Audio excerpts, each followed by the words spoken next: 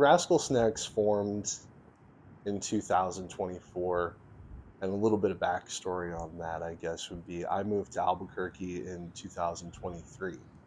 And I moved to Albuquerque for personal reasons, but Daniel Lovato, our bass player, he's my brother-in-law. So there was space available with him and my sister, and they said, "Yeah, you can live with us." So Dan, being the musician that he is, and me playing guitar, we just kind of talk music all the time and would jam together every now and again. And I guess one night I'm certain that I was probably a little bit stoned. I said to Dan, "Hey, we should start a punk band." And he said, "Yeah, all right, cool, let's do it." And he called up Dave Salazar immediately, and Dave said, "Yeah, great, that's awesome. I'm down. Let's do it." And within like 20 minutes, me, Dave, Tom, and Dan were all in a group chat, a text group chat, like, "Oh, hey, we're a band now."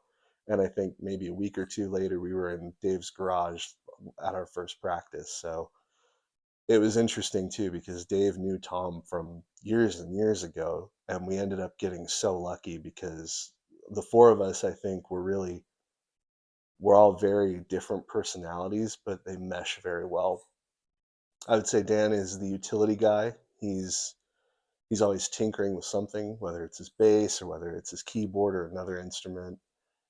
I would say Dave Salazar is the true backbone of our band in terms of not only giving us a space to practice at his place, but also just being the fantastic drummer that he is.